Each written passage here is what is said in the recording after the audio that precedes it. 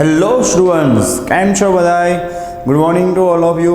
ચાલો, આજે આપણે વાત કરવાની છે ક્લાસ 11 ચેપ્ટર નંબર 12 થર્મોડાયનેમિક્સ, એટલે કે આપણા ક્લાસ 11ના ન્યૂ ચેપ્ટરની થર્મોડાયનેમિક્સ ચેપ્ટર નંબર 12.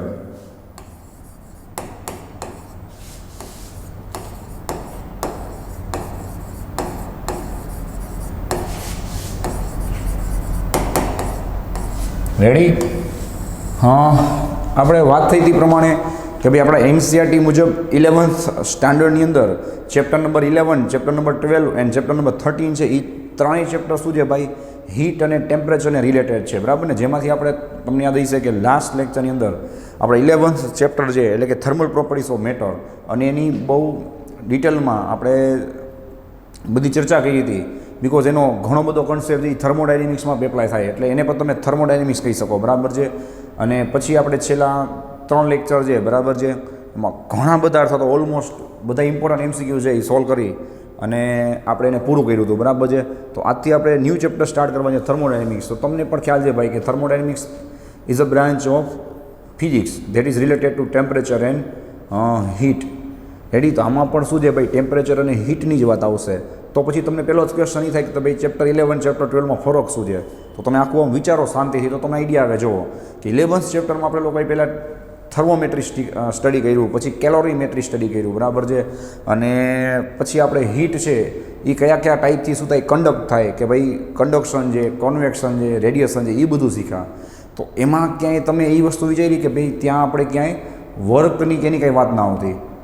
જેમાં આપણે 11th સ્ટાન્ડર્ડનું જે પાર્ટ 1 છે એમાં કેમ આપણે લોકો મિકેનિકલ વર્ક સ્ટડી કરી છીએ, સમજાય છે, એનર્જી સ્ટડી કરી છીએ. તો એ રીતે સેમ વસ્તુ કે અહીંયા પણ આપણે મિકેનિકલ વર્ક છે એને આપણે શું કરશું ભાઈ? હીટની મદદથી મિકેનિકલ વર્કમાં કન્વર્ટ કરશું, જેને આપણે કહીએ થર્મોડાયનેમિક્સ. તો પહેલાં થર્મોડાયનેમિક્સનો મિનિંગ સમજો. Thermo means related to heat, related to temperature, and dynamics means શું થાય ભાઈ? કે જેમ આપણે મિકેનિક્સ સ્ટડી કરી છીએ એમ મારી આ શું છે ભાઈ? એક જાતનું મિકેનિક્સ જ છે, બરાબર? પણ આપણે 11th સ્ટાન્ડર્ડના પાર્ટ 1ની અંદર જે બધું વર્ક કરી છીએ એમાં આપણે શું આપી છીએ ભાઈ? બોડીને આપણે એક્સટર્નલ ફોર્સ આપી છીએ કે એનાથી આપણે એની પાસે વર્ક કરાવી છીએ. સેમ અહીંયા આપણે કોઈ બોડી પાસે વર્ક કરાવવાના જ છીએ. આખા ચેપ્ટરમાં વર્ક ઉપર જ મેઇન ફોકસ છે. બટ એ આપણે વર્ક કોની પાસેથી કરાવશું? સમજાય છે? હીટ પાસેથી કરાવશું. તો એના આપણે પહેલાં તો બેસ્ટ એક્ઝામ્પલ જોઈ લઈએ તો આપણું રેફ્રિજરેટર છે, આપણી બાઇક અને કારનું જે એન્જિન છે, બરાબર છે? તો એ બધી વસ્તુની અંદર પછી સ્ટીમ એન્જિન સૌથી પહેલાં બન્યું હતું આપણા રેલવે માટે. તો એ બધી વસ્તુની અંદર શું થાય છે ભાઈ? થર્મોડાયનેમિક્સ છે એ મેઇન એપ્લાય થાય છે. તો પહેલાં આઈડિયા આવી ગયો કે થર્મોડાયનેમિક્સમાં શું ફરક આવશે, કે અત્યાર લગી આપણે હીટ અને ટેમ્પરેચર ખાલી સ્ટડી કર્યું. હીટ છે એ કઈ રીતે શું કરે ભાઈ? ટ્રાન્સફર થાય, હીટ કઈ રીતે કન્ડક્ટ થાય એ સ્ટડી કર્યું 11th ચેપ્ટરમાં. હવે આ ચેપ્ટરમાં શું આવશે સ્પેશિયલી? કે હીટને કઈ રીતે વર્કમાં અથવા મિકેનિકલ વર્કમાં કઈ રીતે એને કન્વર્ટ કરાય. તો આખા ચેપ્ટરમાં છેક સુધી આપણે એને રિલેટેડ વાત કરવાની છે. તો આઈડિયા આવી ગયો કે આ ચેપ્ટરમાં શું અલગ આવશે. રેડી છે? ચલો, તો મેં તમને જે એક્ઝામ્પલ આપ્યા કે ભાઈ આપણી આજુબાજુ ઘણા એવા એક્ઝામ્પલ છે જેની અંદર આપણે થર્મોડાયનેમિક્સ છે એનો યુઝ કરી છીએ, બરાબર છે? સ્ટીમ એન્જિન છે, પછી આપણી બાઇકનું એન્જિન છે, રેફ્રિજરેટર છે, એર કન્ડિશનર છે. તો એ બધી વસ્તુની અંદર ક્યાંક ને ક્યાંક થર્મોડાયનેમિક્સ યુઝ થાય છે. કઈ રીતે થાય છે એ આપણે આગળ આવશે. તો ચલો, આની અંદર આપણે બેઝિકથી વાત ચાલુ કરીએ તો 2 થી 3 આપણે નાના નાના સ્માર્ટ ચાર્ટ છે એ પહેલાં તો શીખવાના છે, બરાબર છે? જો સ્ટાર્ટિંગનું જેમ જેમ બેઝિક આવડતું જશે એમ આગળ વાંધો નહીં આવે, કારણ કે આ ચેપ્ટરની અંદર નાના નાના જે કન્સેપ્ટ કે પોઈન્ટ છે ને બરાબર છે એ બહુ મહત્ત્વના છે, કારણ કે આમાંથી ઘણા બધા થિયોટિકલ અથવા તો બરાબર જે કહેવાય ને કે મોટા ભાગના એમસીક્યુ છે એ થિયોટિકલ બેઝ ઉપર વધારે બરાબર છે આમાંથી બનશે, એટલું યાદ રાખજો.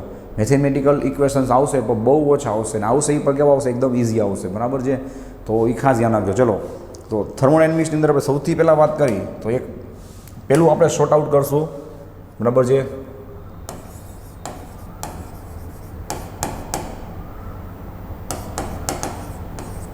કે થર્મોડાયનેમિક્સની જે ક્વોન્ટિટીઝ છે ભાઈ, ચલો નામ જ છે થર્મોડાયનેમિક્સ, તો તમને એ કહી દઉં કે થર્મોડાયનેમિક્સની અંદર મેઇન 4 ક્વોન્ટિટીઝ ઉપર આપણે ડિપેન્ડ કરવો છે, 4 થી 5 ક્વોન્ટિટીઝ ઉપર. કઈ કઈ? તો એક તો આપણી ઓલી શોર્ટકટ યાદ છે, TPV.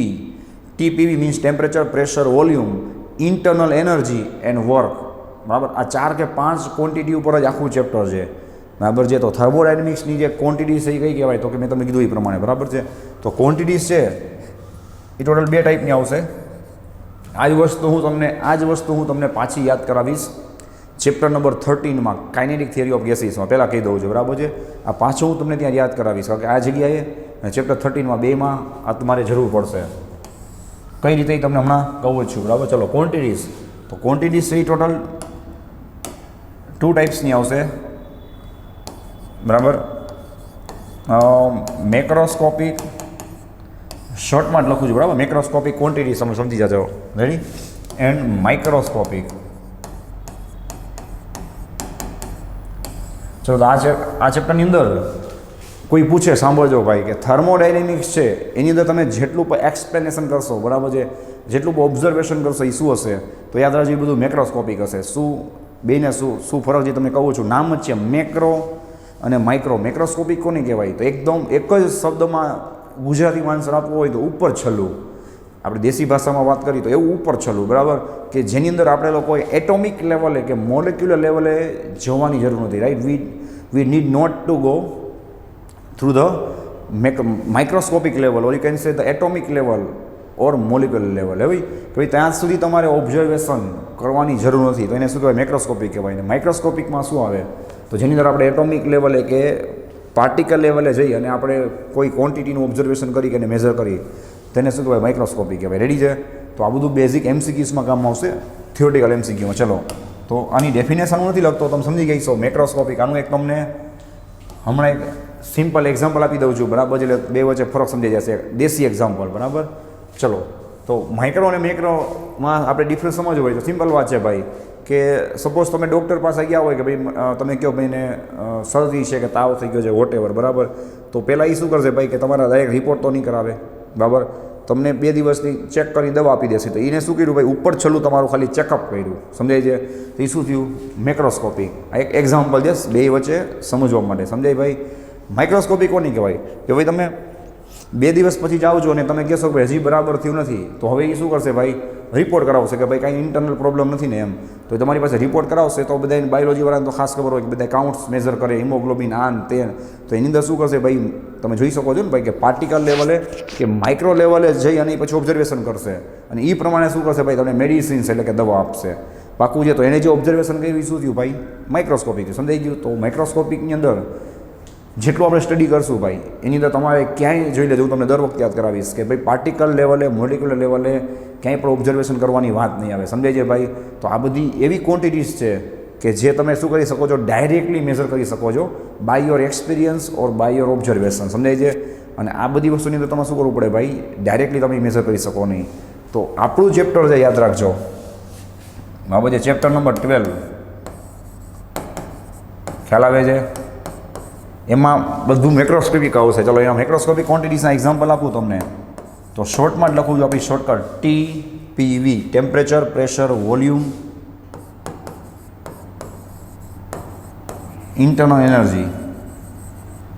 ઓકે છે ભાઈ? તો આ બધી ક્વોન્ટિટીઝ એવી છે ભાઈ કે તમારે હવે રૂમનું ટેમ્પરેચર મેઝર કરવું હોય, ટેમ્પરેચરની વાત થાય છે ભાઈ, તો એમાં તમારે પાર્ટિકલ લેવલે જવાની જરૂર નથી. તમારે વોટરનું ટેમ્પરેચર મેઝર કરવું હોય તો મને એમાં કાંઈ પાર્ટિકલ લેવલે જવાની જરૂર નથી. પ્રેશર મેઝર કરવા માટે, વોલ્યુમ મેઝર કરવા માટે કે એની ઇન્ટરનલ એનર્જી મેઝર કરવા માટે, બરાબર, તમારે એના મોલિક્યુલર લેવલે ઓબ્ઝર્વેશન કરવાની કાંઈ જરૂર નથી. માઇક્રોસ્કોપિક ક્વોન્ટિટીઝ છે એ મોટાભાગે આપણે સ્ટડી કરશું ચેપ્ટર 13માં. પહેલાં કહી દઉં છું, ચેપ્ટર 13માં બધું માઇક્રોસ્કોપિકમાં નહીં આવે. સ્ટાર્ટિંગનું બધું ટેમ્પરેચર, પ્રેશર, વોલ્યુમ બેઝ ઉપર આવશે, એ બધું મેક્રોસ્કોપિક કહેવાય. ને જ્યારે માઇક્રોસ્કોપિક આવશે ત્યારે હું તમને યાદ કરાવીશ કે જો ભાઈ હવે આપણે માઇક્રોસ્કોપિકમાં પહોંચી ગયા. ચેપ્ટર 13ની વાત થાય છે, સમજાય? તો ચેપ્ટર 13ની અંદર તમે સ્ટડી કરશો, બરાબર, સ્પીડ છે, પછી મોમેન્ટમ છે, અને કાઇનેટિક એનર્જી.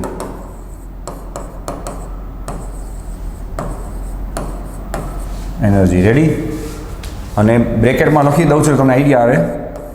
હવે ઘણાને શું થશે સાહેબ? સ્પીડ, કાઇનેટિક એનર્જી, મોમેન્ટમ તો અમે બધું મિકેનિક્સમાં સ્ટડી કરી ગયા, હજી 11th પાર્ટ 1માં. તો ભાઈ એ મોમેન્ટમ, કાઇનેટિક એનર્જીની વાત નથી થતી, એટલે હું બ્રેકેટમાં લખી આપું છું તમારું ધ્યાન ખેંચવા કે ભાઈ ફોર આઈડિયલ ગેસ, કે આપણે આઈડિયલ ગેસ જે સ્ટડી કરશું, સમજાય ભાઈ? ચેપ્ટર 13ની અંદર લખી દઉં છું. આ નાની નાની વસ્તુઓ જ આપણે ખાસ ધ્યાન રાખવાની હોય, સમજાય? કે શું અલગ છે. તો આઈડિયલ ગેસ માટે જ આપણે સ્પીડ, મોમેન્ટમ કે કાઇનેટિક એનર્જી સ્ટડી કરશું, સમજાય છે ભાઈ? એના માટેની વાત થાય છે ત્યારે આપણે લોકો શું કરશું ભાઈ માઇક્રોસ્કોપિક ક્વોન્ટિટીઝ છે એ સ્ટડી કરશું, સમજાય છે? તો આ બધી ક્વોન્ટિટીઝ માટે તમારે શું કરવું પડશે? એના પાર્ટિકલ લેવલે જવું પડશે અને આપણે જાશું પણ ખરા ને હું તમને યાદ તો કરાવીશ કે જો ભાઈ એટલા માટે આને માઇક્રોસ્કોપિક કહેવાય છે. જ્યારે તમે એનો ગ્રુપ કરશો તો તમને ઓટોમેટિક ખ્યાલ આવી જશે. ઓકે ચલો, તો પહેલું શોર્ટ આઉટ ખબર પડી ગઈ. તો આપણે આખા ચેપ્ટરની અંદર માઇક્રોસ્કોપિક ઉપર જ ફોકસ કરવાનું છે, ઉપર છેલ્લું બધું ઓબ્ઝર્વેશન કરશો તો એ શું થશે? તમને બધી ક્વોન્ટિટીઝ છે એ મળી જશે. રેડી? તો આ બધે એક્ઝામ્પલ જે તમને MCQમાં કામ આવશે. ચલો, આ થઈ ગયું તમારું પહેલું શોર્ટ આઉટ. આ લખી લ્યો એટલે હવે આપણે સેકન્ડ શોર્ટ આઉટ કરી. રેડી છે? ચલો, હવે સેકન્ડ ડાયાગ્રામ આવશે. ધ્યાન આપવો જોઈએ. સિસ્ટમ. ચલો ભાઈ, થર્મોડાયનેમિકમાં સિસ્ટમ કોને કહેવાય? તો સિમ્પલ વાત છે કે આપણે થર્મોસની વાત કરતા હોય તો થર્મોસમાં જે વોટર હોય તે વોટર શું કહેવાય? આખી વોટર એન્ડ થર્મોસ આખું શું કહેવાય? સિસ્ટમ કહેવાય. થર્મોસની જે વોલ છે એને શું કહેવાય? થર્મોડાયનેમિક વોલ કહેવાય. શું કામ? બિકોઝ એ વોલ શું કરે છે ભાઈ? તો કે આપણી અંદરની જે સિસ્ટમ એટલે કે અંદર જે પાણી છે એને અને બહારનું જે સરાઉન્ડિંગ છે એને બેને શું કરે છે? સેપરેટ કરે છે. અને બહારે જે એટમોસ્ફિયર છે ભાઈ, જેની સાથે આપણું સિસ્ટમથી શું કરશે? એનર્જીનું બરાબર છે ટ્રાન્સફર કરશે, એને આપણે કહીએ સરાઉન્ડિંગ. બરાબર? તો આ બધી બેઝિક ડેફિનેશન છે, તમે સાંભળો તો એ તમને નામો પરથી ખબર પડી જાય. ચલો, તો એની અંદર આપણે વાત કરી કે સિસ્ટમ. તો there are 3 types of systems. Ready? Open system, closed system and third આવશે આઇસોલેટેડ સિસ્ટમ. રેડી છે? ચલો, ઓપન સિસ્ટમ કોને કહેવાય? શોર્ટમાં લખવું છે જેટલું જરૂરી છે એટલું. બરાબર છે?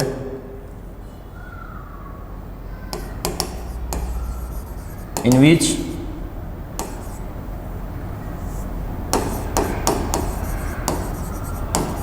exchange of energy and matter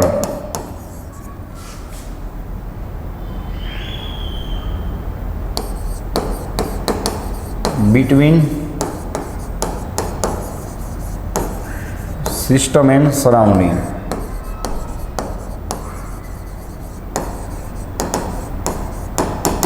ચલો ભાઈ, રેડી છે?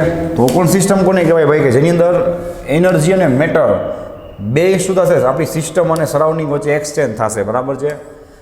એનર્જી અને મેટર બે એક્સચેન્જ થતું હોય.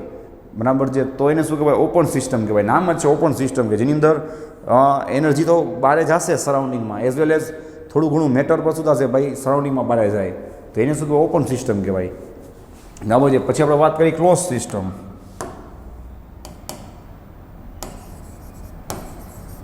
in which only energy will exchange,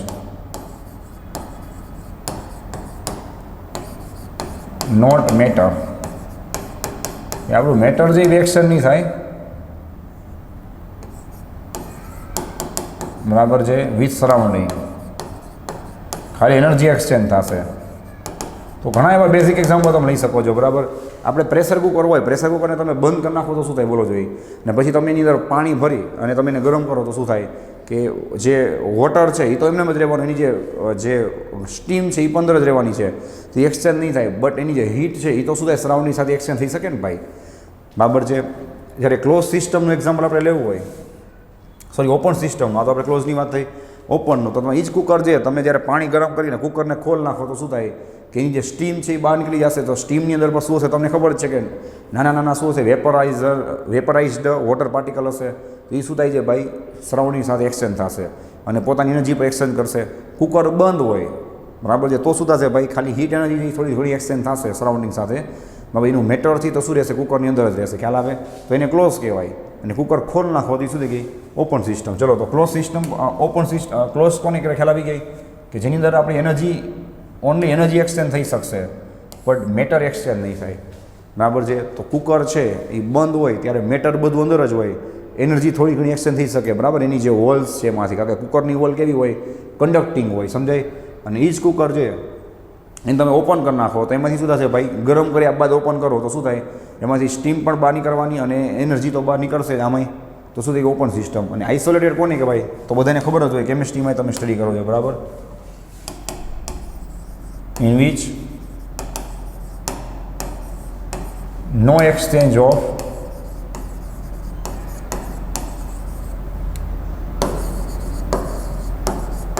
energy and matter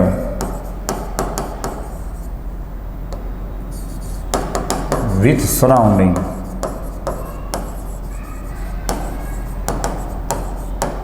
ચલો ભાઈ ખ્યાલ આવી ગયો. તો આની અંદર શું થશે? આઇસોલેટ સિસ્ટમ તો બધાય સાંભળ્યું જ હોય કે એનર્જી કે મેટર કોઈ પણ વસ્તુની શું કરશે ભાઈ? એક્સચેન્જ થવા દેશે નહીં, જેને આપણે કહીએ આઇસોલેટેડ સિસ્ટમ. એનું એક્ઝામ્પલ આપું, એના તો ઘણા બધા એક્ઝામ્પલ છે. સૌથી આપણે સારું એક્ઝામ્પલ લઈએ તો થર્મોસ. થર્મોસ એ શું કરે છે ભાઈ? તો કે અંદરની હીટ અને મેટર કોઈને પણ બહાર જવા દેતો નથી. હવે તમે એમ કે સાહેબ આખો દિવસ રાખી મૂકી તો થોડી થોડી તો હીટ જશે ને ભાઈ, તો એની વાત થતી નથી. આપણે આઈડિયલી વિચારવાનું છે, સમજાય? રેડી છે? તો આઈડિયલી આપણે એવું વિચારવાનું કે ભાઈ એમાં હીટ છે એ ટ્રાન્સફર થતી નથી. એ સિસ્ટમને શું કહેવાય? આઇસોલેટેડ સિસ્ટમ કહેવાય. આપણે એને આઇસોલેટ કરી હતી કે બહારનું સરાઉન્ડિંગ આપણી સિસ્ટમને શું કરે ભાઈ? કાંઈ પણ હેરાન ન કરે. અને અંદરનું જે સિસ્ટમ છે એ બહારના સરાઉન્ડિંગ સાથે શું કરે? કોઈ પણ કોન્ટેક્ટ ન કરે, બરાબર? બેયને એકબીજા સાથે કોન્ટેક્ટ થવા દેવાના નહીં. તો આ થઈ ગયું તમારું સેકન્ડ શોર્ટ આઉટ. અને લખી લો એટલે હજી એક થર્ડ શોર્ટ આઉટ આવશે, બરાબર છે? રેડી? ચલો નેક્સ્ટ આવશે ભાઈ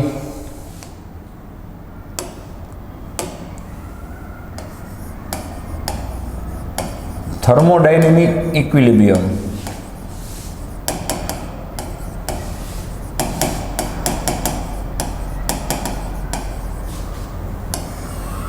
ચલો ભાઈ, થર્મોડાયનેમિકલી ઇક્વિલિબ્રિયમ સિચ્યુએશન કોને કહેવાય?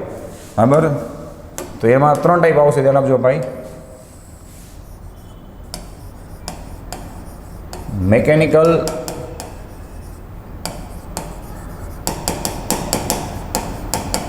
equilibrium,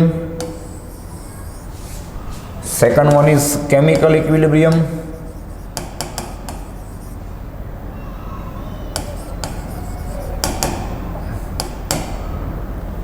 હવે શોર્ટમાં લખી નાખું છું, બરાબર? અને third one is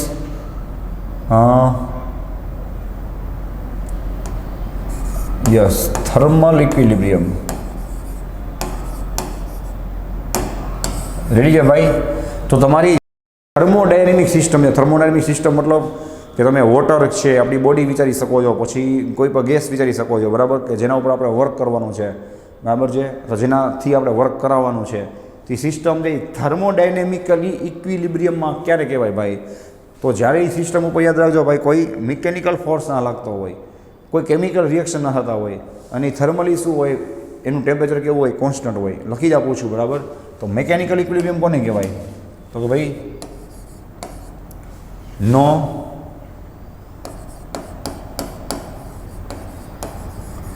external unbalanced force apply. કે આના ઉપર કોઈ પણ અનબેલેન્સ્ડ ફોર્સ એપ્લાય ન થતી. અનબેલેન્સ શું કામ લખે છે? સમજાય ભાઈ? કે એક બાજુથી વધારે હોય, બીજી બાજુથી ઓછું હોય, તો સિસ્ટમ છે એ શું કહેવાય? મિકેનિકલી ઇક્વિલિબ્રિયમમાં કહેવાય નહીં, બરાબર છે? બેલેન્સ્ડ ફોર્સ ચાલે, કારણ કે બે બાજુથી બેલેન્સ ફોર્સ લાગતું હોય તો સિસ્ટમ શું થવાની? અમે સામે ફોર્સ છે એકબીજાને શું કરી નાખે? નલિફાઈ કરી નાખે. તો પછી સિસ્ટમ ઇક્વિલિબ્રિયમમાં જ કહેવાય. તો તમને એમ થાય સાહેબ કે આપણે મિકેનિકલ ઇક્વિલિબ્રિયમ શું કામ ચેક કરતા હશું? તો એનું પર રીઝન આપી દઉં કે ભાઈ મિકેનિકલી જો આના ઉપર કોઈ ફોર્સ લાગતો હોય, સપોઝ હું તમને બેસ્ટ એક્ઝામ્પલ આપું. ચલો કે બોટલની અંદર છે એ મેં પાણી ભરી નાખ્યું, બરાબર? હવે બોટલને તમે 10-15 મિનિટ આમ હલાવજો જોઈએ પાણીથી ફૂલ, શું થશે? પાણી જેનું ટેમ્પરેચર વધશે કે નહીં વધે? વિચાર લો. પાણીનું ટેમ્પરેચર વધશે કે નહીં? ધેટ મીન્સ મિકેનિકલી પણ સિસ્ટમ છે એ શું હશે? બેલેન્સમાં નહીં હોય, ઇક્વિલિબ્રિયમમાં નહીં હોય, તો એના ટેમ્પરેચરમાં શું થવાનું છે ભાઈ? ફેરફાર થવાનો છે. કેમ? તો કે આપણે જે વર્ક કરશું એ શું થશે? એની હીટમાં કન્વર્ટ થશે. સમજાઈ ગયું? તો મિકેનિકલી પણ ઇક્વિલિબ્રિયમ ચેક કરવું પડે. ખ્યાલ આવે? સેકન્ડ આપણે વાત કરી કેમિકલ ઇક્વિલિબ્રિયમ કોને કહેવાય? તો કે ભાઈ જેની અંદર there is no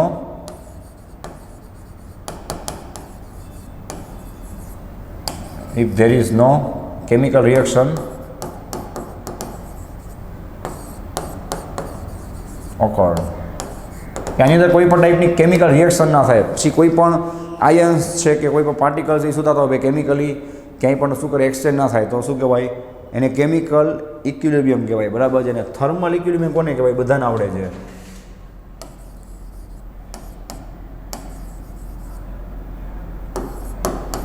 If temperature becomes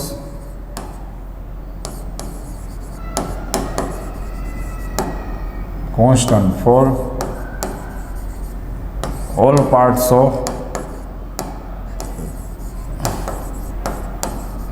body.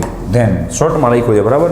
આ તો તમને બહુ આવડે છે, આપણે 11th ચેપ્ટરમાં બહુ બધી વાર ડિસ્કસ કરેલું છે, બરાબર ને, કે ભાઈ થર્મલ ઇક્વિલિબ્રિયમ કોને કહેવાય, કે ભાઈ બે બાજુના ટેમ્પરેચર સેમ થઈ જાય તો પછી એમાં શું થાય છે, હીટ એક્સચેન્જ નહીં થાય, એટલે કે હીટ છે એ નવી ટ્રાન્સફર નહીં થાય, તેને આપણે કહીએ થર્મલ ઇક્વિલિબ્રિયમ. મતલબ કે તમારી સિસ્ટમ છે એનું ટેમ્પરેચર કેવું રહેતું હોય ભાઈ, સેમ રહેતું હોય. તો જો આ ત્રણેય ઇક્વિલિબ્રિયમ તમારી સિસ્ટમમાં જોવા મળે તો સમજવાનું કે તમારી સિસ્ટમ શું છે ભાઈ, થર્મોડાયનેમિક ઇક્વિલિબ્રિયમમાં છે, એટલે કે થર્મોડાયનેમિકલી ઇક્વિલિબ્રિયમમાં છે એવું કહેવાય. સમજાઈ ગયું? તો થર્મોડાયનેમિક ઇક્વિલિબ્રિયમ કરવા માટે તમારી પાસે સિસ્ટમ છે એમાં મિકેનિકલ, કેમિકલી અને થર્મલી ત્રણેય રીતે શું થવું જોઈએ ભાઈ, એ સિસ્ટમ ઇક્વિલિબ્રિયમ હોવું જોઈએ.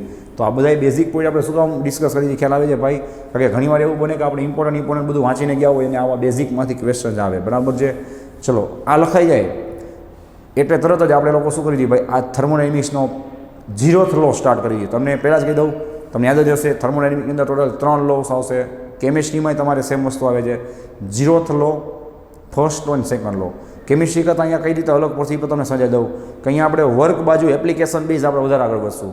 સમજાય? તો ચેપ્ટર 11માં શું સ્ટડી કર્યા, ટેમ્પરેચર અને હીટ. અહીંયા આપણે શું સ્ટડી કરી, સમજાય છે ભાઈ, હીટની એકચ્યુઅલમાં જોવા જઈએ તો હીટની એપ્લિકેશન સ્ટડી કરી હતી કે ભાઈ હીટમાંથી કઈ રીતે આપણે વર્ક પ્રોડ્યુસ કરાય, એની વર્કથી આપણે કઈ રીતે આખી સિસ્ટમને ચલાવાય. અને મેં તો તમને પ્રેક્ટિકલ એક્ઝામ્પલ જ આપ્યું ને ભાઈ, સ્ટીમ એન્જિન છે, રેફ્રિજરેટર છે, એ બધી વસ્તુની અંદર થર્મોડાયનેમિક્સ એપ્લાય કરી હતી. તો આપણે આ શું સ્ટડી કરી, એપ્લિકેશન. સમજાય? તો આપણે 0th લો અને બધા લો સ્ટડી કરશું, જે કેમિસ્ટ્રીમાં પણ આવે છે, એ બધા એપ્લિકેશન બેઝ ઉપર સ્ટડી કરવાના છે. એટલે એટલો શું આવશે એમાં ફરક આવશે. રેડી? આ લખી લ્યો. એટલે આપણે સ્ટાર્ટ કરી 0th law of thermodynamics. Okay, ચલો ભાઈ, કમ્પ્લીટ. ઓકે, આગળ વધી 0th લો ઓફ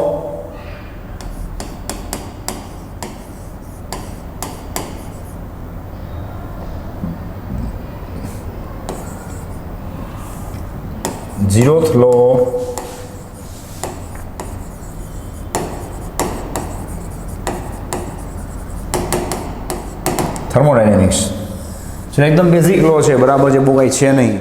એમાં જ ઇમ્પોર્ટન્ટ પોઈન્ટ છે આપણે ખાસ ડિસ્કસ કરવાના છે, બરાબર. બાકી બે ફિગર જ આવશે. ચલો જોતા જાજો ભાઈ. એક સિસ્ટમ છે એને ડ્રો કરીએ આપણે ફટાફટ.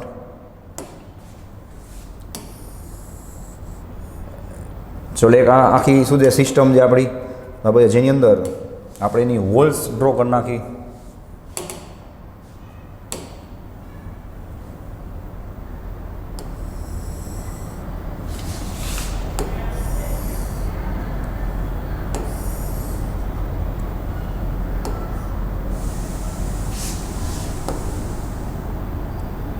રેડી છે? હા. આની અંદર સપોઝ સિસ્ટમ એ છે, રેડી. સપોઝ આની અંદર સિસ્ટમ બી છે, ધ્યાન આપજો. અને આની અંદર સપોઝ સિસ્ટમ સી છે, બરાબર. ઇનિશિયલી ફોર એક્ઝામ્પલ ત્રણેય સિસ્ટમ છે એ અલગ અલગ ટેમ્પરેચર ઉપર છે, બરાબર. એટલા માટે તમે જોઈ શકો છો કે આને આપણે અલગ અલગ કલરથી ડ્રો કરી નાખશું આ રીતે, બરાબર. તો આમાં એક સિસ્ટમ છે એનું ટેમ્પરેચર અલગ છે, જોવું જોઈએ. ચાલો આમાં બીજી એક સિસ્ટમ છે જેનું ટેમ્પરેચર અલગ છે, તમે જોઈ શકો છો. અને ચલો આમાં કોઈ થર્ડ સિસ્ટમ છે જેનું ટેમ્પરેચર પણ અલગ છે, બરાબર છે. અને હવે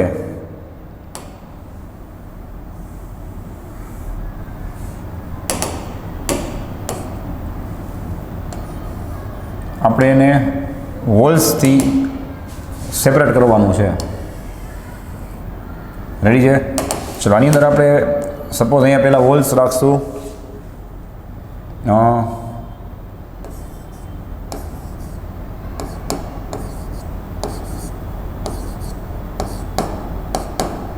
એડિયાબેટિક વોલ. અહીંયા આપણે રાખશું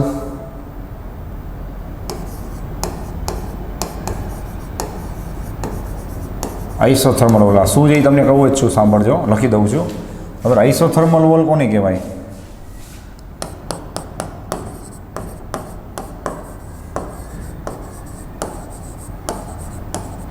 isothermal wall means conducting wall. Conducting wall એટલે ખ્યાલ આવે ભાઈ, જે ટેમ્પરેચર, જે હીટને શું કરશે, પોતાનામાંથી ટ્રાન્સફર થવા દેશે, બરાબર. એડિયાબેટિક વર્ડ છે એ તમારે આ જ ચેપ્ટરમાં આગળ બહુ ડિટેલમાં આવવાનું જ છે. રેડી? અહીંયા આપણે કહીશું એડિયાબેટિક વોલ. એટલે કે નોન કન્ડક્ટિંગ વોલ હશે.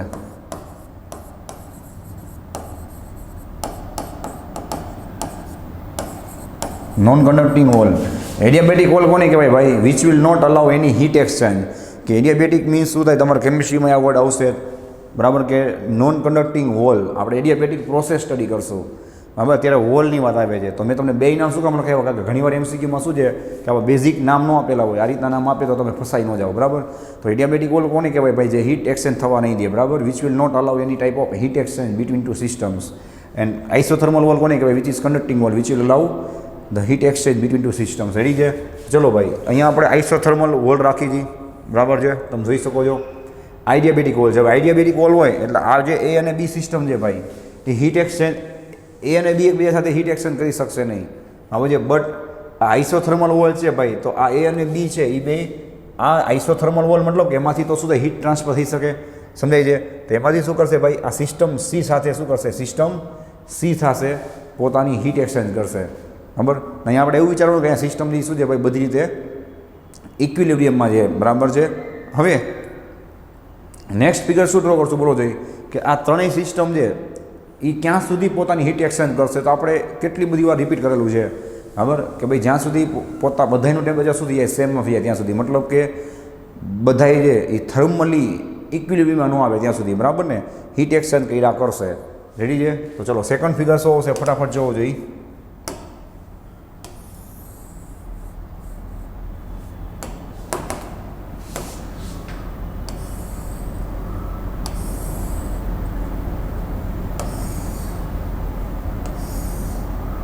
ઓકે, ચલો અહીંયા સેમ વસ્તુ છે. અહીંયા શું છે? આઇસોથર્મલ વોલ છે.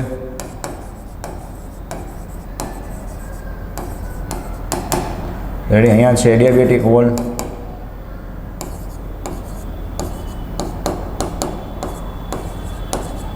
બરાબર છે. આની અંદર આપણી ત્રણ સિસ્ટમ છે,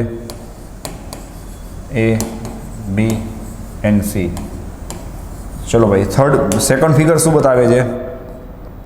કે ફાઇનલી બધાનું ટેમ્પરેચર શું થઈ ગયું? સેમ. એટલે આપણે બધામાં સેમ કલર ડ્રો કરશું એટલે ખ્યાલ આવે તમને. રેડી? તો ક્યાં સુધી તમને ખબર જ છે આ વસ્તુ થશે? જ્યાં સુધી બધાના ટેમ્પરેચર સેમ ના થઈ જાય ત્યાં સુધી, બરાબર ને ભાઈ. તો નીચે આપણે લખી જ નાખીએ આનો કી પોઈન્ટ. રેડી? તો ભાઈ due two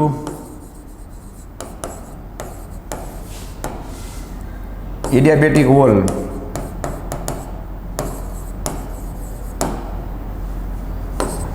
system A and B will not exchange heat with each other. બરાબર છે ને ભાઈ? કે આ બે સિસ્ટમથી શું કરશે? એકબીજા સાથે હીટ એક્સચેન્જ નહીં કરે. રેડી? એકબીજા સાથે. But due two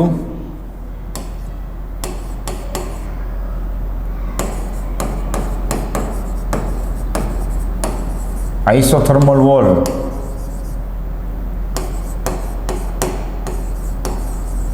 between A and C as well as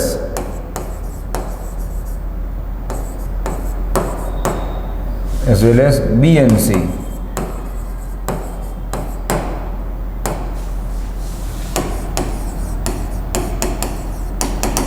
Heat will be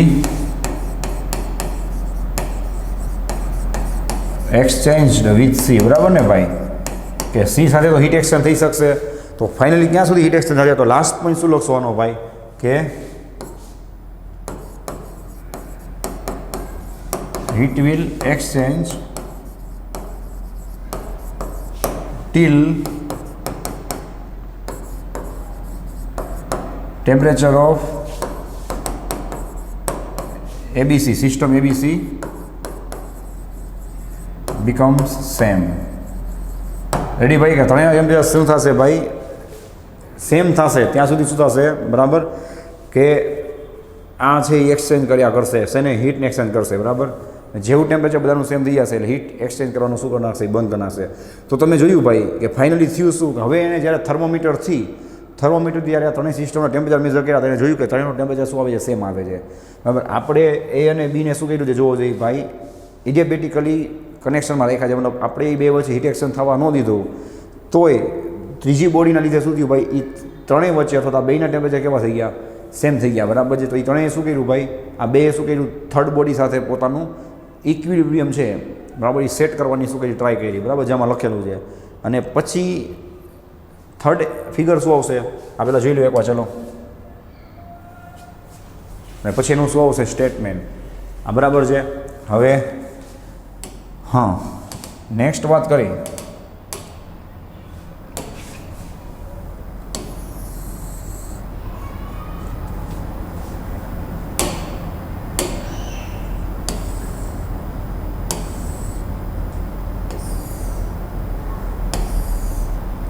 ready. ચલો હવે એને શું કર્યું સાંભળજો ભાઈ, કે એણે અહીંયા એડિયાબેટિક વોલ મૂકી દીધી, ધ્યાન આપજો ખાસ. અને અહીંયા શું મૂકી, આઇસોથર્મલ. શું કામ આવું થયું એ તમને કહી દઉં. બરાબર, એને એવો વિચાર આવ્યો સાંભળો કે બધું ઇક્વિલિબ્રિયમમાં આવી ગયું છે, ચલો નો ડાઉટ. બરાબર, આ તો આપણને હવે ખબર છે કે ભાઈ હવે કાંઈ આગળ થશે નહીં. પણ ત્યારે એને સપોઝ એવું વિચારવાનું કે એને ખબર નહોતી, એને શું કર્યું ભાઈ, હવે એને વોલ્સને ઇન્ટરેક્શન કરી કે એડિયાબેટિક વોલ ઉપર મૂકી દીધી અને આઇસોથર્મલ વોલ નીચે મૂકી દીધી. બરાબર, શું કામ, તો એને વિચાર આવ્યો કે આપણે ચેક કરી શું કે ભાઈ હવે કદાચ હું વોલ એક્સચેન્જ કરું છું તો શું પછી ટેમ્પરેચર છે એ પાછા ત્રણેય બોડીના એટલા રહીએ છે, કોઈનું ટેમ્પરેચર બદલે છે. જો કોઈનું ટેમ્પરેચર બદલી જતું હોય તો સમજી લેવાનું કે ભાઈ હીટ હજી પણ એક્સચેન્જ થઈ શકે છે વોલને એક્સચેન્જ કરવાથી. પણ એને જોયું ભાઈ કે જ્યારે એણે આ જે વોલ્સ છે એને ઇન્ટરેક્શન કરી બરાબર છે, તોય ત્રણેય સિસ્ટમ છે ખ્યાલ આવે, ત્રણેય સિસ્ટમ જે એના ટેમ્પરેચર છે એને જ્યારે મેઝર કર્યા તો એને સેમ જોવા મળ્યા. એના ઉપરથી એને શું વિચાર એવો ખ્યાલ આવી ગયો ભાઈ કે બધાના ટેમ્પરેચર એકવાર સેમ થઈ જશે બરાબર, પછી ત્રણેય સિસ્ટમ શું થશે ભાઈ, ઇક્વિલિબ્રિયમ આવી જશે થર્મલી. પછી શું કરશે, હીટ એક્સચેન્જ નહીં કરે. હમણાં જે આપણે આ પોઈન્ટ લખ્યો બરાબર ને, heat will exchange till temperature of ABC become same. When the temperature of all these three systems ABC will become same, they will stop the exchanging of heat. Ready છે. અને ચલો આના ઉપરથી શું આવશે ભાઈ, તો કે આનું સ્ટેટમેન્ટ આવશે બરાબર છે. આપણું ઇમ્પોર્ટન્ટ સ્ટેટમેન્ટ છે, કેમિસ્ટ્રીમાં તમારા આ સ્ટેટમેન્ટ આવે છે. શું આપણે એની વાત કરી કે ભાઈ if system A and B are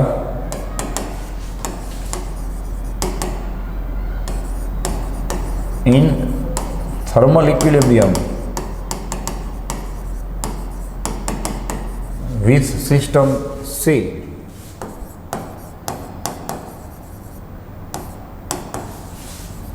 then system A and B will also in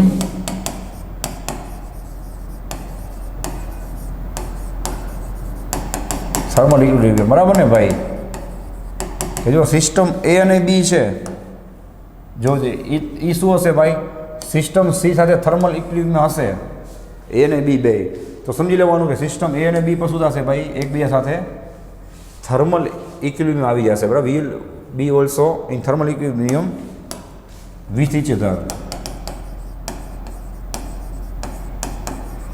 બરાબર ને, કારણ કે સિમ્પલ વાત છે કે એ શું કરશે ભાઈ, સિસ્ટમ વાયા સિસ્ટમ સી બરાબર એકબીજાની હીટ એક્સચેન્જ કરી અને ત્રણેયનું ટેમ્પરેચર શું કરશે, સેમ કરવાની ટ્રાય કરશે. તો ભાઈ આ બધી વસ્તુ આપણને અત્યારે ઇઝી લાગે છે, એ ટાઈમે તમે વિચારો ને તો આ બધી વસ્તુ તમને ખબર પડે કે આ શું કામ આવું ભણી છે કે શું કઈ તે થયું. બરાબર, કે એ ટાઈમે એ બહુ મોટી વાત કહેવાય એને જોયું. તો એ ટાઈમે પછીને ઓબ્ઝર્વેશન શું કર્યું, તો આપણે હવે છેલ્લો આ 0th લોનો કી પોઈન્ટ લખી દીધો. બરાબર, એ ટાઈમે ઓબ્ઝર્વેશન શું કર્યું આ બધા ઉપરથી ભાઈ, કે એને જોયું કે આમાંથી એક એવી કોમન ક્વોન્ટિટી છે બરાબર છે કે જે ત્રણેય માટે કેવી છે ભાઈ, સેમ ડે છે. કોણ, તો કે ભાઈ ટેમ્પરેચર. બરાબર છે, તો 0th લો છે એ આ MCQમાં પૂછાય ભાઈ કે તમને કઈ ડાયરેક્શનમાં આગળ લઈ જાય છે, તો કે તમને શું બતાવે છે, શું કહેવા માંગે છે, તો ભાઈ તમને એક કોમન પ્રોપર્ટી કહેવા માંગે છે આ બધાની. શું, તો કે ટેમ્પરેચર. આ બધું લખ્યું છે આમાં જોવો જોઈએ. કેમ, તો કે ભાઈ છેલ્લે જો આ બધી સિસ્ટમ છે એ ઇક્વિલિબ્રિયમ આવી જશે ત્યારે બધાના ટેમ્પરેચર સુધી હશે સેમ. બરાબર છે. તો આવું તમે મેથેમેટિકલી પણ લખો છો ને, મેથેમેટિકલી પણ કે ભાઈ T of A is equal to T of B હોય. બરાબર છે. T of B is equal to T of C હોય. Then T of you can say T of A is equal to T of C હોય. એટલે ખ્યાલ આવે ભાઈ, એ system અને સીનું ટેમ્પરેચર સેમ થઈ જાય, બીનું અને સીનું ટેમ્પરેચર પણ સેમ થઈ જાય. બરાબર છે. તો એનો મતલબ એવો કે એ અને બીનું ટેમ્પરેચર બી કેવું હોય, સેમ હશે. તો આપણે જે ઉપર લખ્યું છે ભાઈ સ્ટેટમેન્ટ, એ બસ આ જ લખ્યું છે. જો if system A as well as B are in thermal equilibrium with C, then also we can say the system A and B will be also in thermal equilibrium with each other. પાકું છે. તો ચલો, મેં જે મને discuss કર્યું એ point આપણે last લખવાનો છે આની અંદર. બરાબર.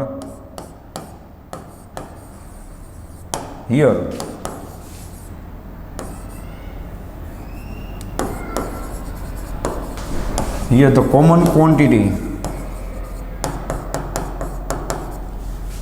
quantity which is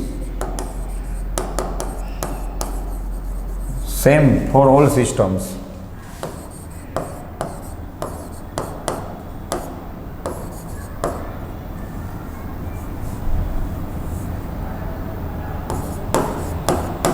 For systems is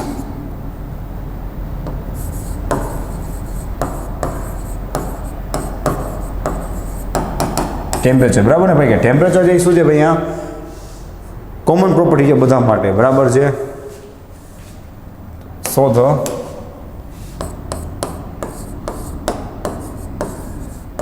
zeroth law leads towards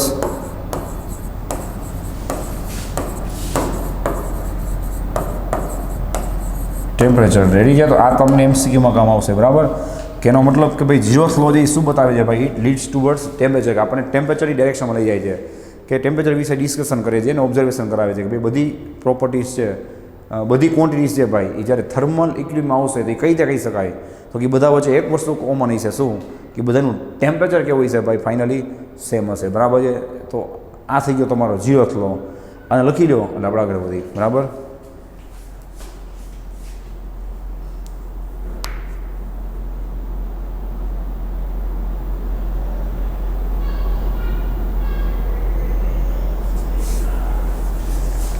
ચલો ભાઈ, complete.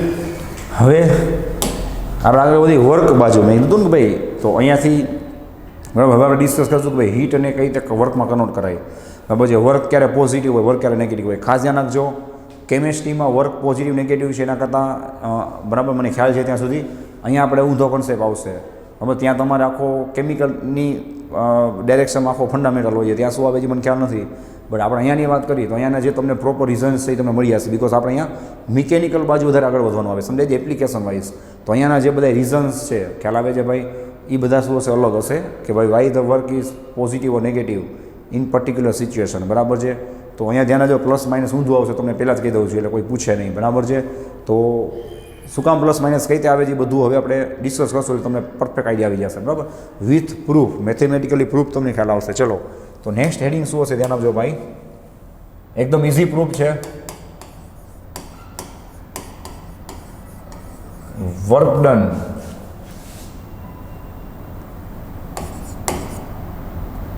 by or on system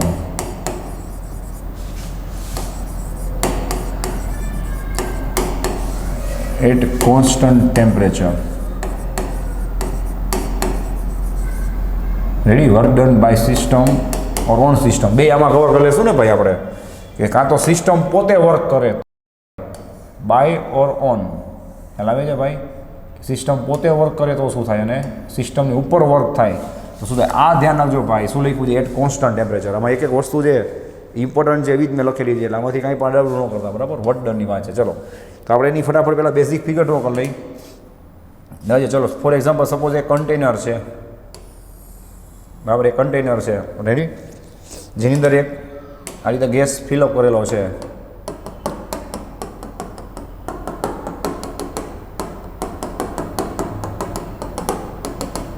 બરાબર છે.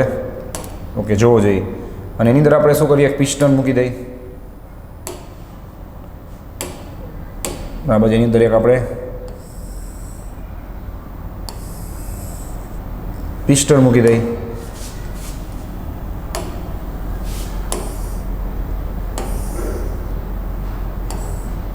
ચલો ઓકે છે. અહીંયા શું હશે ભાઈ, ફોર એક્ઝામ્પલ આખું પિસ્ટન છે, આ મ્યુ મોલ જેટલો શું છે ભાઈ ગેસ છે, બરાબર, જે આપણી શું કહેવાય સિસ્ટમ કહેવાય. આજુબાજુ આખી સિસ્ટમ શું છે આઇસોલેટ છે. આઇસોલેટ કોણ કહેવાય મેં બતાવ્યું કે ભાઈ ક્યાંય અહીંયા હીટ છે એ આગળ ક્યાંય બીજે એક્સચેન્જ નહીં થાય, બરાબર છે. ચલો આ પિસ્ટન છે ભાઈ,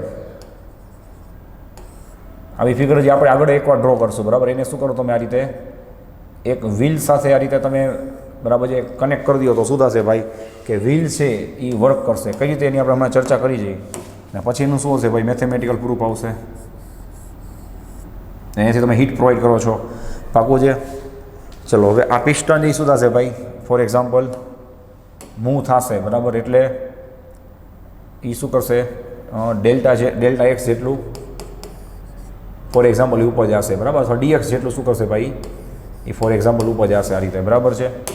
ચલો આપણે એને બતાવી જ દઈ, જો જઈ કે પિસ્ટન જે શું થાય છે આ રીતે દેખાય ઉપર જાય છે, બરાબર છે. એની સેકન્ડ સિચ્યુએશન છે ડેલ્ટા એક્સ જેટલું ઉપર જાય છે. તો હવે આપણે એને થિયોરિટિકલી પહેલાં સમજી પછી મેથેમેટિકલ કઈ રીતે કામ કરે. ચલો આ વસ્તુ આપણે બાઇકના એન્જિનમાં પણ વિચારી શકીએ, એકદમ પ્રેક્ટિકલ વસ્તુ છે, બરાબર. કે તમે અહીંયાથી હીટ પ્રોવાઈડ કરશો એટલે આજે મ્યુમોલ ગેસ છે ભાઈ શું કરશે બોલો જોઈએ, પોતાનું વોલ્યુમ એક્સચેન્જ કરશે, હીટ ગેઇન કરે. આપણે 11th ચેપ્ટરમાં સ્ટડી કરી ગયા છીએ, તમને એકદમ બેઝિક ખબર છે. પોતાનું શું કરશે વોલ્યુમ એક્સચેન્જ કરશે, વોલ્યુમ છે એ શું કરશે ભાઈ એક્સપાન્ડ કરશે. એટલે થશે શું ભાઈ આ પિસ્ટનની શું કરશે ધક્કો મારશે, એને પુશ કરશે. પિસ્ટનને ધક્કો મારશે એટલે આ પિસ્ટન જે આને ક્રેન્ક કહેવાય, આપણે બાઇકમાં આ ટાઈપનો હોય, બરાબર. આ સાફ્ટ કયો ક્રેન્ક કયો એ શું છે વ્હીલ સાથે કનેક્ટ કરેલું છે. એટલે આપણું વ્હીલ છે એ શું થશે ભાઈ ફરશે. તો એકચ્યુઅલી થયું શું બોલો જોઈએ, આપણે થર્મોડાયનેમિકની લેંગ્વેજમાં કહી તો શું થયું તો કે આપણે જે હીટ એનર્જી છે એ આપણા ગેસ એટલે આપણી સિસ્ટમે શું કરી ભાઈ લઈ અને એને મિકેનિકલ વર્કમાં કન્વર્ટ કરી. વિચાર્યો શાંતિથી હવે આ એ હીટ એનર્જીને શું કરી ભાઈ એક્સચેન્જ કરી અને મિકેનિકલ વર્કમાં શું કરી કન્વર્ટ કરી, બરાબર છે. એ પોતાની પાસે ક્યારેય હીટ અને રાખશે નહીં. તમને ખબર જ છે, મેં તમને પરફેક્ટ લખાવ્યું હતું ભાઈ. અહીંયા પણ આજે પણ પાછો લખાવવાનો છું કે heat is the form of energy. Heat છે એ શું છે વન ટાઈપ ઓફ એનર્જી છે જે કન્ટિન્યુઅસલી બે સિસ્ટમ વચ્ચે એક્સચેન્જ થયા કરે, બરાબર. અત્યારે આપણા બોડીમાંથી તમને ખબર છે ભાઈ એવરી સેકન્ડ શું થતી હશે હીટ એક્સચેન્જ થતી જશે, બરાબર છે.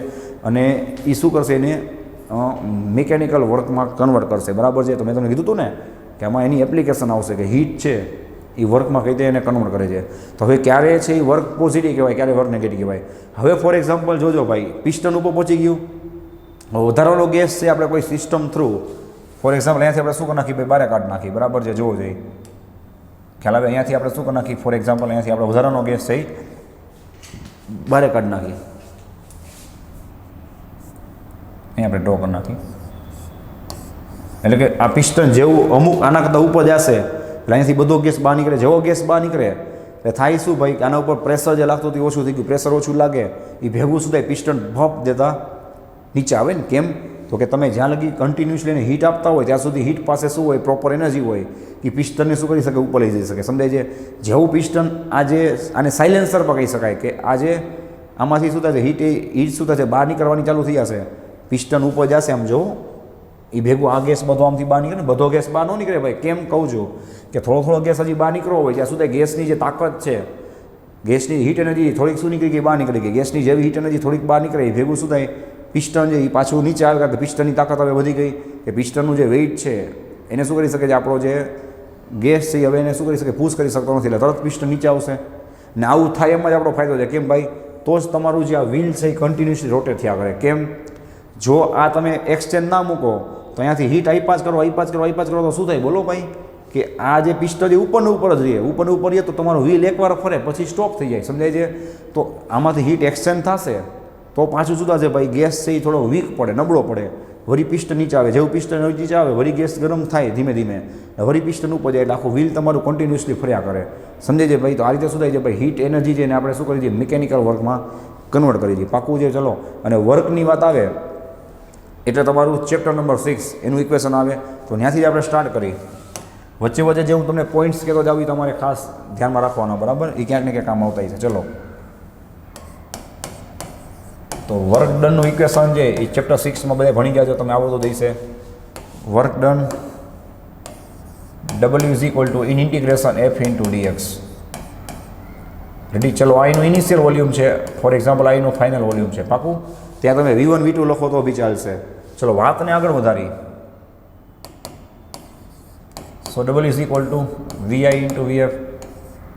તો આપણે શું વાત થઈ આવીને છે કે આ ચેપ્ટરમાં આપણા મેઇન વેરિયેબલ્સ છે થર્મોડાયનેમિક વેરિયેબલ છે T P V. એટલે આપણે કોઈ પણ વાત છે, કોઈ પણ ઇક્વેશન યાદ રાખજો, T P અને Vના ફોર્મમાં જ બતાવશું, ફોર્સ ચાલે નહીં. ચલો ફોર્સમાંથી આપણે ક્યાં જશું ભાઈ? પ્રેશરમાં. બિકોઝ થર્મોડાયનેમિક વેરિયેબલ્સમાં ફોર્સ ના આવે, થર્મોડાયનેમિક વેરિયેબલ્સમાં પ્રેશર આવે, ટેમ્પરેચર આવે, બરાબર, વોલ્યુમ આવે. તો ફોર્સ એટલે શું થાય? પ્રેશર ઇન્ટુ એરિયા થાય. વિચાર્યો શાંતિથી, આપણે કાંઈ ઉતાવળ નથી. પ્રેશર ઇન્ટુ એરિયા થશે, બરાબર છે? બાજુમાં રિઝલ્ટ લખી જ આપું છું, બધાને આવડતું હોય. Pressure is equal to force by area. સાચું? Pressure is equal to force by એરિયામાંથી તમે ફોર્સને સબ્જેક્ટ બનાવો. અહીંયા હાઇલાઇટ કરી દઉં છું.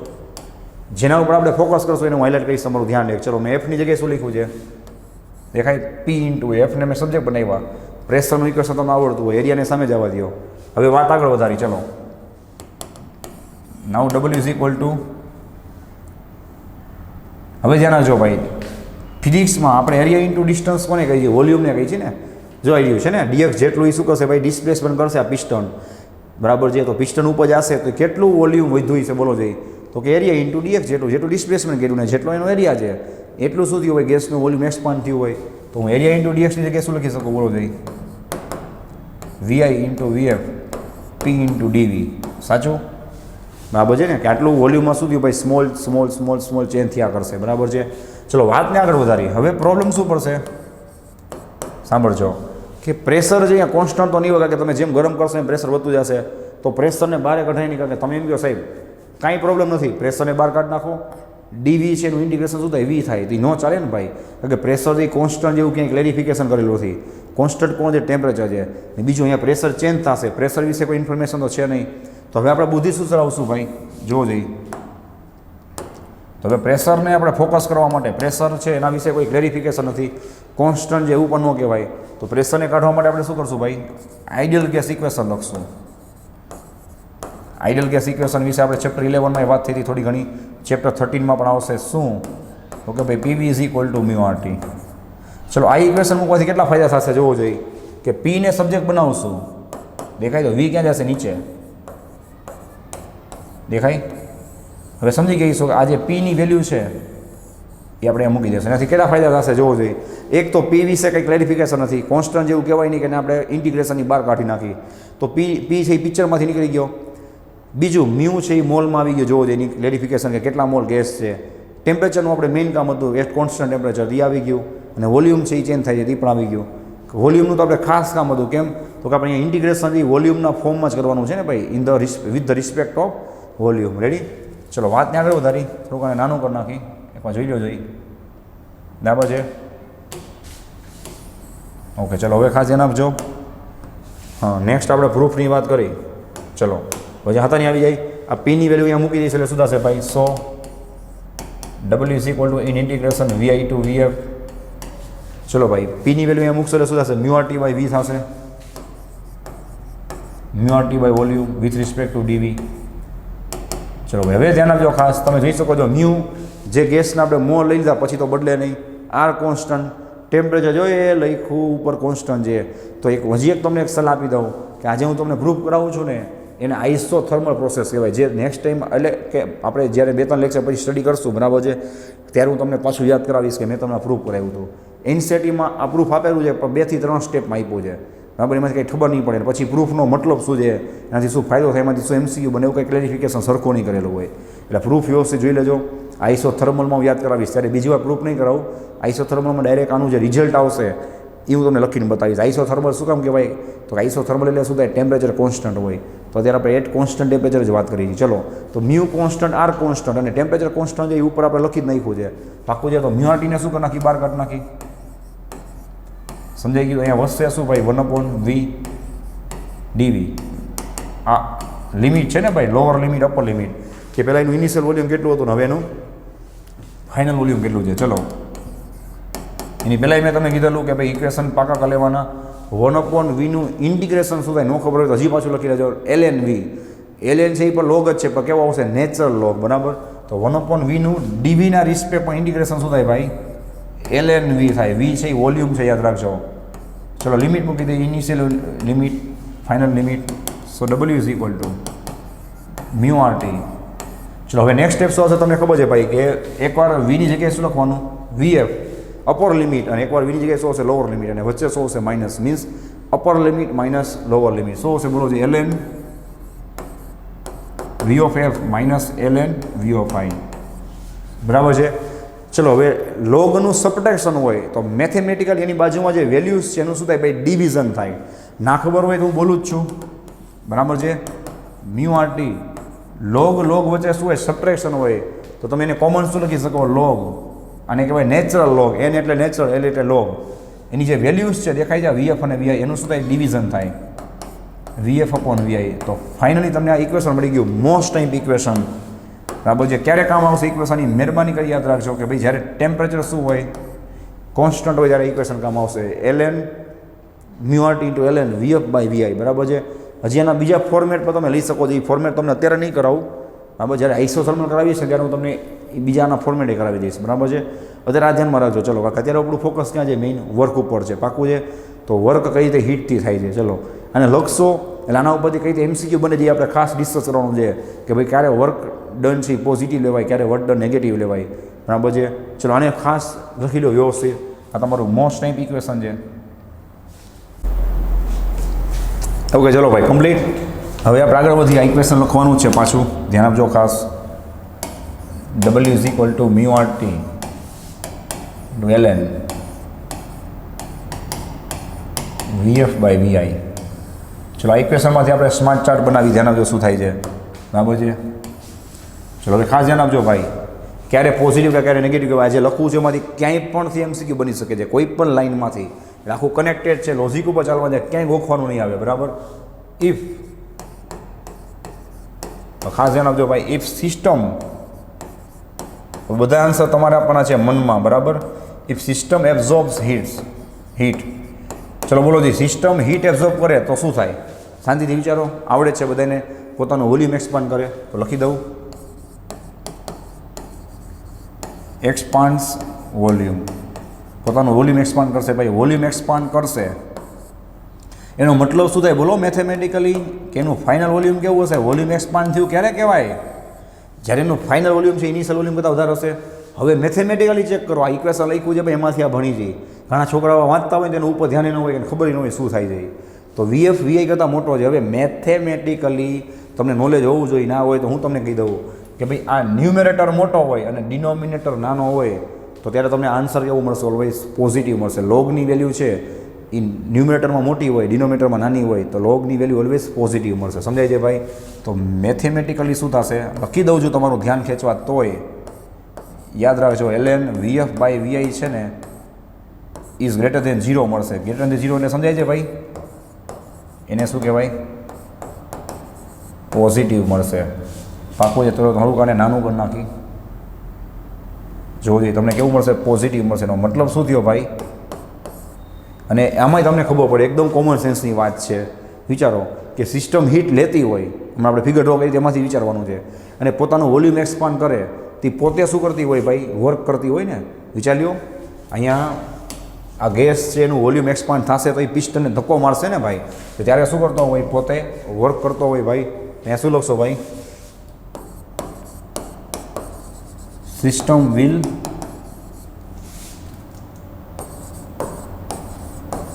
Do work. સમજાઈ ગયું. તો યાદ રાખજો, કેમેસ્ટ્રીમાં નહીં આપણે ઊંધું આવશે. અહીંયા શું કામ, જ્યારે સિસ્ટમ પોતે વર્ક કરે ત્યારે પોઝિટિવ આવે, જેનું રીઝન મેં તમને મેથેમેટિકલી આપી દીધું. પાકું છે. તો યાદ રાખજો, હજી બીજો એમસીક્યુ કહી દે, બંને તમને કહી દઉં. બરાબર. કે તમને એમ કહે કે બરાબર છે, સિસ્ટમ એક હીટ એબ્ઝોર્બ કરે છે, પાકું છે, તો ત્યારે વર્ક કેવું થશે, પોઝિટિવ કે નેગેટિવ, એને ગોખતા નહીં. બરાબર છે. તમારે આખી લિંક છે એ મનમાં વિચારવાની આગમન કરી. આવું પૂછાય છે, ડાયરેક્ટ એમ ન પૂછે. તમને એમ કહે કે ભાઈ સિસ્ટમ પોતે વર્ક કરે છે, શું આવશે, તો કે પોઝિટિવ. પણ તમને એની જગ્યાએ એવું પૂછે કે ભાઈ સિસ્ટમ હીટ એબ્ઝોર્બ કરે છે તો વર્ક કેવું થાય, તો તમારે મનમાં વિચારવાનું કઈ રીતે મેં જે લખ્યું છે એ પ્રોસેસથી, કે ભાઈ આમ આંખ બંધ કરી વિચારવાનું કે ભાઈ સિસ્ટમ જે હીટ એબ્ઝોર્બ કરે તો પોતાનું વોલ્યુમ એક્સપાન્ડ કરે, પોતાનું વોલ્યુમ એક્સપાન્ડ કરે તો ત્યારે એ શું કરશે ભાઈ, પિસ્ટનને ધક્કો મારશે. પિસ્ટનને ધક્કો મારશે તો એ શું કરશે, વર્ક પોતે કરશે. બરાબર છે. સિસ્ટમ પોતે વર્ક કરશે. અને મેથેમેટિકલી વિચારવા જાઓ તો ન્યુમરેટર મોટો છે, ડિનોમિનેટર નાનો છે, એટલા માટે શું થાય, એ વર્ક પોઝિટિવ થાય.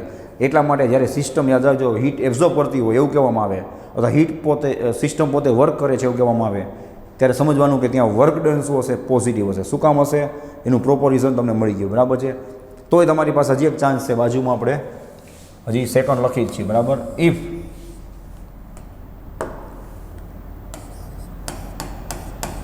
If system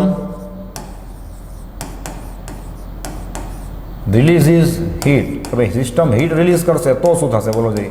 system heat release કરશે તો હમણાં મેં કીધું ને ભાઈ કે સિસ્ટમ પોતાની, જો આપણે પરફેક્ટ ડ્રોઈંગ કરેલું છે કે આ સાયલેન્સરમાંથી પોતાની હીટ રિલીઝ કરશે તો સિસ્ટમ શું થાય, થોડી ઠંડી પડે.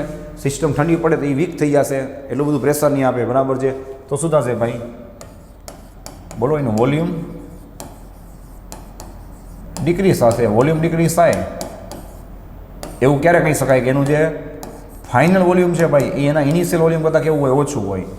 પહેલાં જે વોલ્યુમ હતું એના કરતાં વોલ્યુમ પાછું થઈ ગયું ભાઈ, ઓછું થઈ ગયું. તો સમજી લેવાનું તમારે, બરાબર છે, કે શું થશે, રેડી. અને વોલ્યુમ ડિક્રીઝ થશે તો મેથેમેટિકલી ln VF/VI છે, એમાં તમે જોઈ શકો છો ભાઈ કે શું થશે. જોવો જોઈએ કે ન્યુમેટર નાનો છે, તમે ટ્રાય કરી દો કેલ્સીમાં ન્યુમેટર નાનો રાખી અને ન્યુમેટર મોટો રાખી, બરાબર. તમને આન્સર કેવો મળશે, <0. એ <0 એટલે અહીંયા શું કહેવા માંગે છે, સમજાય, નેગેટિવ. હો ભાઈ, <0 એટલે શું કહેવા માંગે છે, સમજાય છે ને, નેગેટિવ પોઝિટિવની વાત કરી છે, એ રીતે <0 કહું છું, પાકું. તો આ શું કહેવા માંગે છે ભાઈ કે વર્ક ડન તમને કેવું મળશે, એનો મતલબ. ચલો નેક્સ્ટ પોઈન્ટ લખું છું અહીંયા.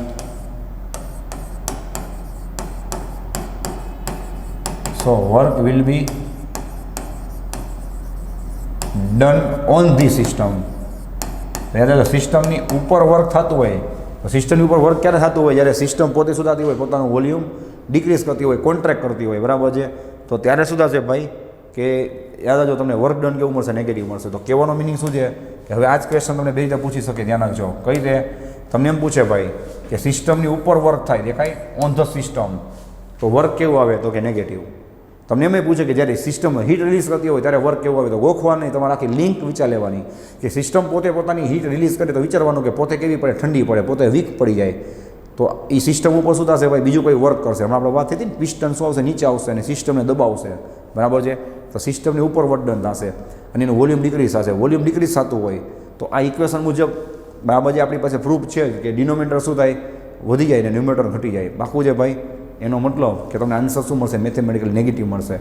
એટલા માટે આપણે હીટને શું, આને શું કહીએ ભાઈ, નેગેટિવ વર્ક ડન કહીએ છીએ, પાકું. તો આમાંથી કોઈ પણ પોઈન્ટ ડાયરેક્ટલી ઇનડાયરેક્ટલી પૂછી શકે છે, એટલે ખાસ ધ્યાન રાખજો, બરાબર છે. ચલો ને લખી લો ફટાફટ.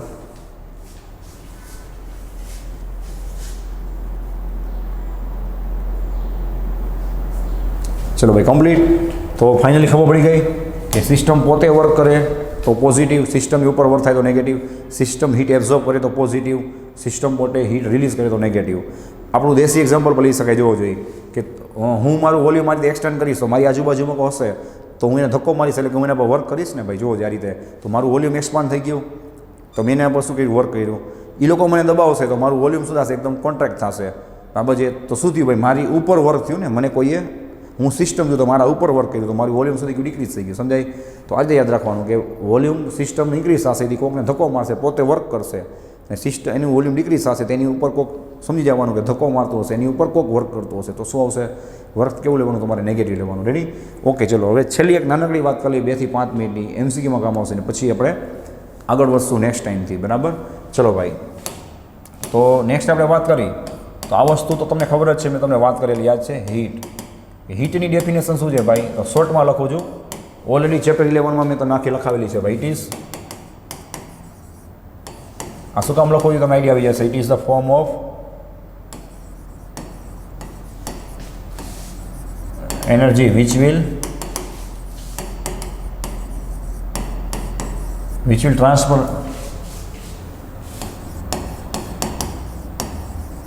between two systems, or you can say between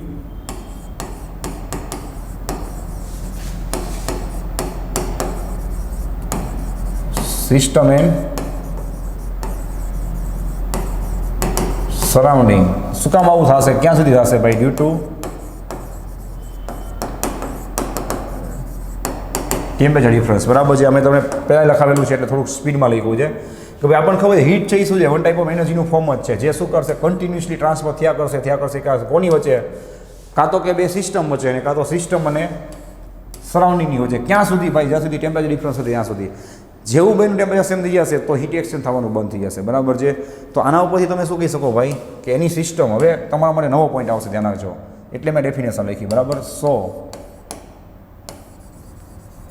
so any system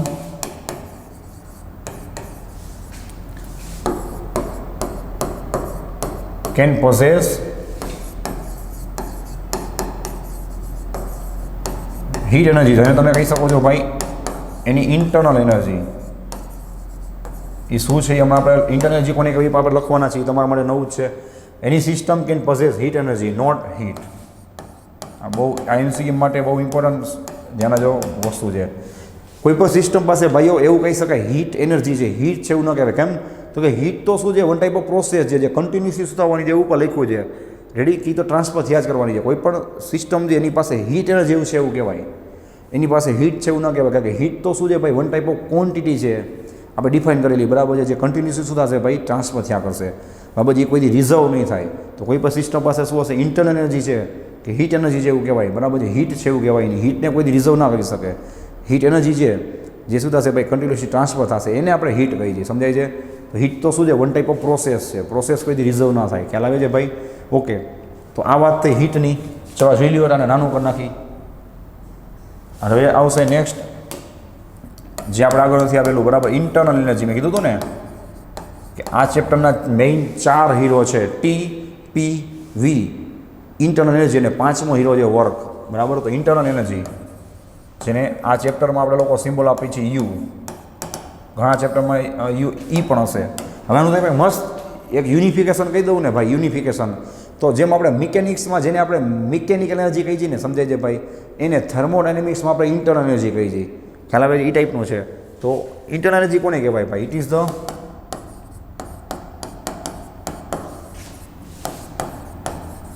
the sum of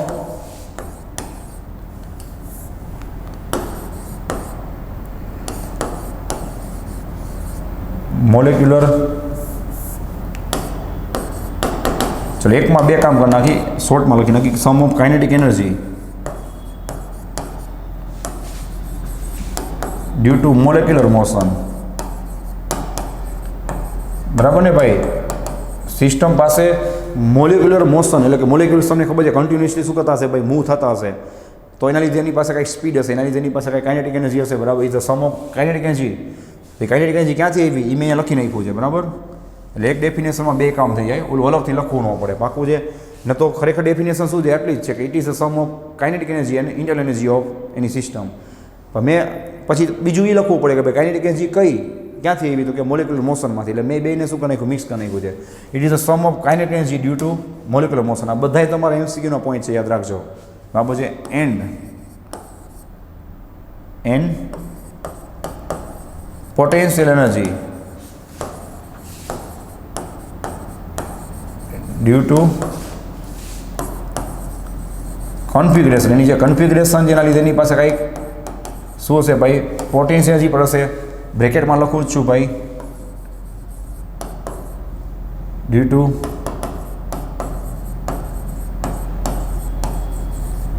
ઇન્ટરમોલિક્યુલર forces. જો આના પાર્ટિકલ છે કન્ટિન્યુ મોમેન્ટમાં હશે એટલે એની પાસે કાઇનેટિક એનર્જી કહેવાય. પછી એની વચ્ચે ઇન્ટરેક્શન થતું હોય ત્યારે શું થતું હોય? એટ્રેક્શન થાય. તો ત્યારે શું થતી હોય ભાઈ? એ વચ્ચે સ્પીડ થોડી ઘટતી હોય, સ્પીડ ડિક્રીઝ થાય એટલે તમને ખબર છે ભાઈ કે એની કાઇનેટિક એનર્જી ઘટતી જાય અને પોટેન્શિયલ એનર્જી વધતી જાય, સમજાય છે ભાઈ? તો તમને કોઈ પૂછે કે આની પોટેન્શિયલ એનર્જી કઈ રીતે શું કામ હશે, કઈ રીતે હશે? તો ભાઈ in the form of configuration or in the form of due to intermolecular forces. એની પાસે મૂવમેન્ટના લીધે કાઇનેટિક એનર્જી હશે, અને ઇન્ટરમોલિક્યુલર ફોર્સિસ લાગતા હોય તો એની વચ્ચે એટ્રેક્શન થતું હોય, કંઈક ને કંઈક રિપલ્શન થતું હોય, હે ભાઈ? તો એના લીધે શું થશે? એની વચ્ચે પોટેન્શિયલ એનર્જી પડશે. એ બેનો સમ કરો, બસ પતી ગયું. એટલે તમને શું મળે? સિસ્ટમની ઇન્ટરનલ એનર્જી મળે, બરાબર છે? ચલો આ થોડું નાનું કરી નાખીએ, પહેલાં લખી લેજો તમે, બરાબર છે? યાદ રાખજો, આઈડિયલ ગેસ નામ જ છે ને, ideal, which is not practical. Chapter 13માં હું પોઈન્ટ પાછો યાદ કરાવીશ, ત્યાં લખાવી દઉં છું આમાં, બરાબર? For ideal gas we are guessing no, શોર્ટમાં લખું છું ભાઈ, નો ઇન્ટરમોલિક્યુલર ફોર્સિસ. નામમાં છે ને આઈડિયલ ગેસ છે, આપણું આખું શું છે ભાઈ, આઈડિયલ વસ્તુ છે. હે ભાઈ, એમાં આપણે શું ગેસ કરીને ચાલીએ છીએ ખબર છે? આઈડિયલ ગેસ હું તમને ચેપ્ટર 13માં પાછું યાદ કરાવીશ, ત્યારે સમજાવી દઈશ પાછું. હવે એટલે તમને ભૂલાઈ ગયો તો યાદ આવી જાય કે નામમાં છે આઈડિયલ ગેસ એટલે કોને કહેવાય કે જેમાં બધું ગેસ કરીને ચાલવાનું હોય. તમને ખબર છે કે આઈડિયલી એવું કંઈ વસ્તુ જ નથી કે જેમાં ઇન્ટરમોલિક્યુલર ફોર્સ લાગતા હોય. આપણે આઈડિયલી ગેસ કરવાનું કે એની વચ્ચે ઇન્ટરમોલિક્યુલર ફોર્સ લાગતા નથી. હવે કોઈ ગેસના પાર્ટિકલ જે 1000 પાર્ટિકલ છે, એ બધા પાર્ટિકલ્સ પોતપોતાની રીતે મૂવમેન્ટ કરે છે, તો એની પાસે કાઇનેટિક એનર્જી તો હોય જ, પણ એની વચ્ચે ઇન્ટરમોલિક્યુલર ફોર્સ લાગતા જ નથી. તો કોઈને એટ્રેક્શન નહીં કરે, કંઈ કરશે નહીં. તેનો મતલબ એવો કે એની વચ્ચે કોઈ એટ્રેક્શન નહીં હોય, તેની વચ્ચે પોટેન્શિયલ એનર્જી નહીં હોય. તો યાદ રાખજો, આઈડિયલ ગેસ માટે હું તમને ચેપ્ટર 13માં પણ યાદ કરાવીશ. યુ ઓફ પોટેન્શિયલ આપણે શું લઈએ છીએ સમજાય છે ભાઈ? 0 લઈએ છીએ. ધ્યાન રાખજો ભાઈ, બરાબર છે. તો ખાલી એની પાસે શું હશે બોલો? યુ ઓફ કાઇનેટિક જ હશે. સમજાય છે ભાઈ? તો કોઈ હવે તમને પૂછે કે આઈડિયલ ગેસ માટે જેની ઇન્ટરનલ એનર્જી છે એ ખાલી શેની બનેલી હશે ભાઈ? તો કે કાઇનેટિક એનર્જી. કાઇનેટિક એનર્જી ક્યાંથી આવી? મોલિક્યુલર મોશન લીધે. બરાબર છે. જ્યારે પોટેન્શિયલ એનર્જી શું હશે? 0 હશે. આઈડિયલ ગેસ હોય તો. બાકી પ્રેક્ટિકલી જોવા જાવ તો યુ ઇઝ ઇક્વલ ટુ શું થશે? સમજાઈ ગયું ભાઈ? તો યુ ઓફ કે પ્લસ યુ ઓફ પી. ખ્યાલ આવી ગયો ભાઈ? ચલો, આના ઉપરથી પણ આપણે એક પોઈન્ટ લખવાનો છે, બાજુમાં લખું છું છેલ્લો પોઈન્ટ આજનો. બરાબર, સેમ વસ્તુ હમણાં જે આપણે વાત થઈ પ્રમાણે, એની સિસ્ટમ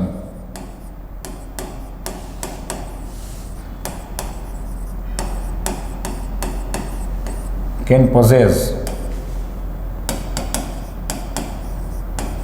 internal એનર્જી, અથવા આને મેં કીધું એ પ્રમાણે કહેવાય મેકેનિકલ એનર્જી. બરાબર, નોટ વર્ક. આ તમારો નેક્સ્ટ MCQ. આ બે છે ને, આ બે યાદ રાખવાના સામસામે પોઈન્ટ.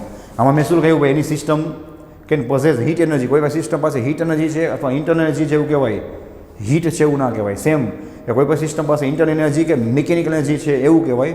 વર્ક છે એવું ન કહેવાય. કોઈ પણ વર્ક છે એ શું છે ભાઈ? એક જાતિ ક્વોન્ટિટી છે. બરાબર છે. જેનાથી શું થાય છે? વર્કનો મતલબ શું થાય કે એનર્જીના લીધે એ વસ્તુ વર્ક કરે છે. હવે જે વર્ક છે એ પણ એક જાતિ પ્રોસેસ છે ભાઈ. એ સિસ્ટમ મારી પાસે વર્ક છે એવું ના કહેવાય, હું વર્ક કરું છું એવું કહેવાય. સમજાય છે ભાઈ? તો એ વર્ક ક્યાંથી આવે છે? આપણે ઇન્ટરનલ એનર્જી પાસે. તો મારી પાસે ઇન્ટરનલ એનર્જી છે એવું કહેવાય, વર્ક છે એવું ન કહેવાય. વર્ક તો એક પ્રોસેસ છે જે આપણે ઇન્ટરનલ એનર્જીના લીધે શું કરી છીએ ભાઈ? કરી છીએ. સમજાય છે?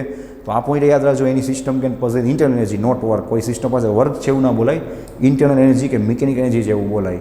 તો આ બધાય પોઈન્ટ બેઠે બેઠા MCQમાં કામ આવશે. આ લખી લો એટલે આજનું કામ પૂરું. બરાબર છે?